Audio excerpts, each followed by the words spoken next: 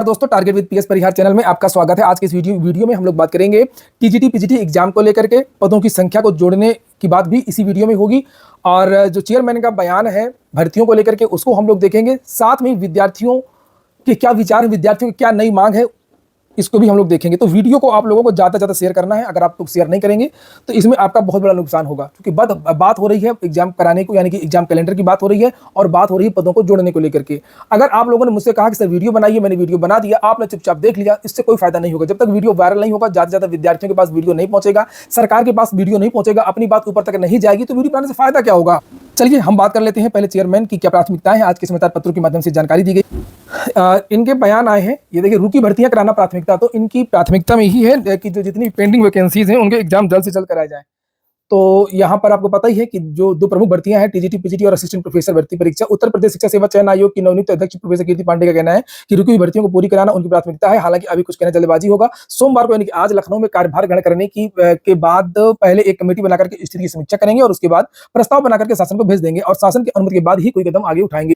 एक और लिखा है यहाँ पर बयान है इनका प्राथमिकता को लेकर के। ये देखिए, प्राथमिकता आयोग की कार्यप्रणाली पारदर्शी करने की होगी। अच्छी बात है, शुचिता के साथ कोई समझौता नहीं किया जाएगा। कार्यभार ग्रहण करने के बाद सबसे पहले कमेटी बनाऊंगी और उसके बाद बैठक करके नई और पुरानी योजनाओं पर चर्चा करूंगी और इसमें आए सुझावों का मूल्यांकन करते हुए आगामी कार्य योजना का प्रस्ताव तैयार होगा।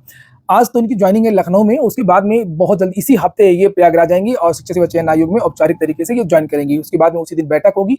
बैठक में जो महत्वपूर्ण कार्य हैं, भर्तियों से संबंधित, पुरानी भर्तियों से संबंधित, साथ में आयोग के कुछ अन्य कार्य हैं, उससे संबंधित चर्चा वगैरह हो। और जब यहाँ पर प्रयागराज आएंगी कमेटी का गठन तभी होगा। तो फिलहाल यहाँ पर देखा आपने, पुरानी भर्तियों की बात हो रही है और वहीं पर मैं आपको बता दूं कि विद्यार्थी मांग ये कर रहे हैं कि जो भी पुरानी विज्ञापन है, खासतौर से टीजीटी पीजीटी के लिए मांग कर रहे हैं विद्यार्थी की 24,000 पद जो बताया गया था विधानसभा में, और चर्चाएं भी हैं कि कुछ जब मुख्यमंत्री जी ने मीटिंग ली थी लखनऊ में सभी विभागों से, तो माध्यमिक से भी रिक्त पदों का जो ब्यौरा है वो मुख्यमंत्री जी के सामने पेश किया गया था। अब वो नई भर्ती के लिए है और विद्यार्थियों का कहना है कि उन पदों को पुराने विज्ञापन में ही जोड़ दिया जाए, भले ही परीक्षा में 2 महीने की और देरी हो जाए, 1 महीने की और देरी हो जाए। जब इतना विद्यार्थी 2.5 साल रुके हैं तो 1-1.5 महीने 2 महीने और रुक जाएंगे, लेकिन पदों की संख्या को बढ़ाया जाए। भले ही 24,000 न बढ़े, 15,000 बढ़ जाए, 10,000 बढ़ जाए, लेकिन पदों की संख्या बढ़नी चाहिए। विद्यार्थियों को शक है कि नया विज्ञापन आएगा 5 साल लगाएगा, जैसे हमेशा से होता ही रहा है, चाहे वो 2013 की वैकेंसी हो, 11 की वैकेंसी हो। केवल एक वैकेंसी 2021 वाले कोर्ट का मामला था, इसकी वजह से जल्दी कंप्लीट हुई है, लेकिन हमेशा टीजीटी पीजीटी की भर्ती को असिस्टेंट और ये जो शिक्षक भर्तियां होती है उसमें समय बहुत लगता है और टीजीटी पीजीटी खासतौर से कहा जाता है पंचवर्षीय योजना। तो फिर से अगर ये विज्ञापन निकलेगा तो छात्रों को लगता है कि फिर 5 साल ले जाएगा आयोग। और वैसे विद्यार्थी ओवर एज हैं, सब 35-35 साल के हैं, 40-40 साल के हो रहे हैं और फिर से समझ लीजिए भर्ती कंप्लीट होगी, विधानसभा चुनाव 27 तक चला जाएगा, ऐसा शक है विद्यार्थियों को। तो विद्यार्थियों का बयान है, आप लोग इस वीडियो को देखिए और इस वीडियो को शेयर करिए। ऐसा बहुत बड़ा कठिन काम नहीं है, पद जोड़े जा सकते हैं भाई। लोक सेवा आयोग में तो प्रारंभिक परीक्षा तक पद जुड़ते रहते हैं।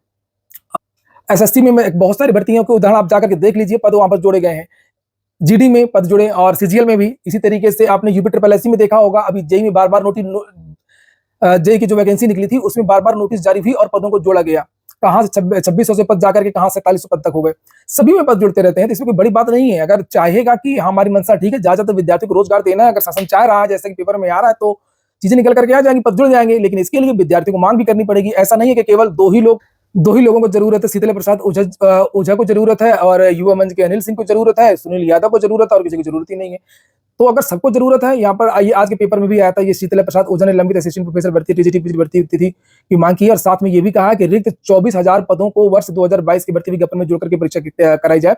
ये दैनिक जागरण की न्यूज है और देखिए ये वीडियो को। और ये शीतल प्रसाद ओझा है और साथ में आप ये सुनील यादव हैं। इन दोनों वीडियोस को आप लोग ज्यादा ज्यादा शेयर करें ताकि छात्रों की बात शासन तक, प्रशासन तक और सभी विद्यार्थियों के बीच में भी पहुंच सके। बहुत सारे विद्यार्थी तो सोए रहते हैं, उनको केवल एग्जाम डेट चाहिए, परीक्षा के लिए बताइए तो गाँव से आकर परीक्षा दे दें और फिर चले जाकर सो जाएं।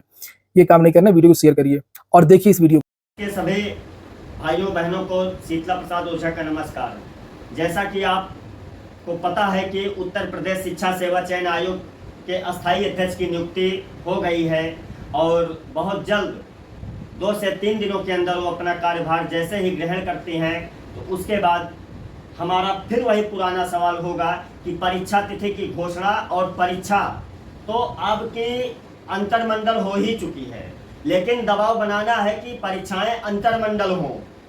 नहीं तो ये जो मामा के कॉलेज हैं, बुआ के कॉलेज हैं, तमाम शिक्षा माफिया हैं और परीक्षाएं पारदर्शी तरीके से हों।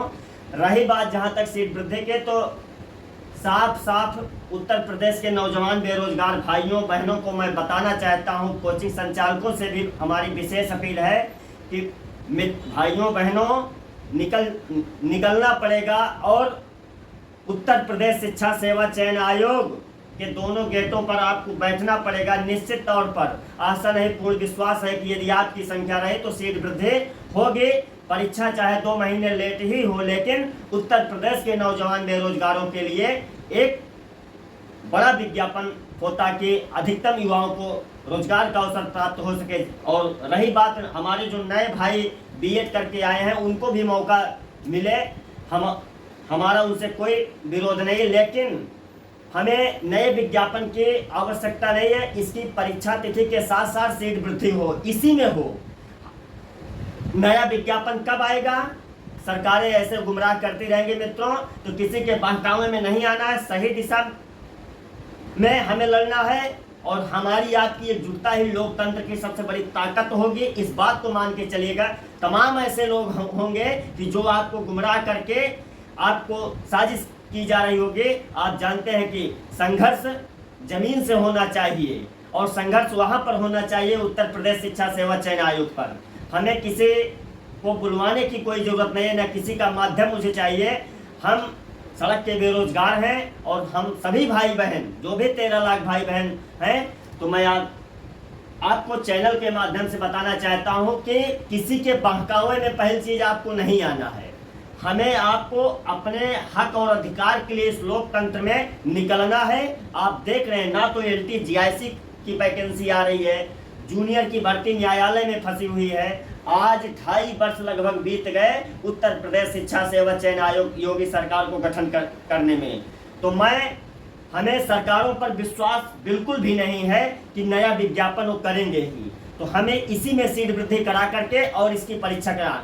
तो मित्रों, भाइयों बहनों, सुन लीजिए, इसके लिए हमें आपको मैदान में आना होगा और लड़ना होगा। तमाम ऐसे लोग हैं कि जो आपको गुमराह करके बरगलाने का कार्य करेंगे, उनके बहकावे में नहीं आना है। आप देखते होंगे इसके पहले भी करते कुछ हैं लोग और बताते कुछ हैं। तो इनसे जितना आप दूरी बना के रखेंगे उतनी आपकी सफलता नजदीक होगी। आपके संघर्षों का साथी शीतला प्रसाद ओझा। नमस्कार। जय साथियों, नमस्कार। बड़े दिन बाद आपके बीच में हूँ। माध्यमिक शिक्षा सेवा चयन बोर्ड ने 2022 में 4200 पदों पर विज्ञापन निकाला था TGT PGT का, जिसमें प्रतियोगियों की संख्या तकरीबन 12 लाख से ऊपर है। संख्या बहुत है, पद बहुत कम है और इस बोर्ड का नाम बदल करके शिक्षा सेवा चयन आयोग हो गया है। अभी 2 दिन पहले यहाँ की चेयरमैन अध्यक्ष महोदया कीर्ति पांडे जी आई हैं। उनका बहुत स्वागत है, वंदन है, अभिनंदन है इलाहाबाद की मुकद्दस जमीन पर। साथ ही प्रतियोगियों की एक बड़ी मांग है लंबे अरसे से और विज्ञापनों के माध्यम से, न्यूज़पेपरों के माध्यम से 25,000 से ऊपर संख्या है TGT PGT की खाली। अगर इसमें जुड़ जाता है, प्रतियोगियों की इच्छा है तो एक उनको सिलेक्शन लेने में सहूलियत होगी, साथ ही रोजी रोजगार मिलेगा, साथ ही जो सीटें वैकेंट हैं, जो खाली हैं, जो नौजवान छात्र प्रतियोगी उनको नौकरी मिलेगी। उसके साथ साथ जो नौनिहाल बच्चे हैं उनकी शिक्षा मिल सकेगी।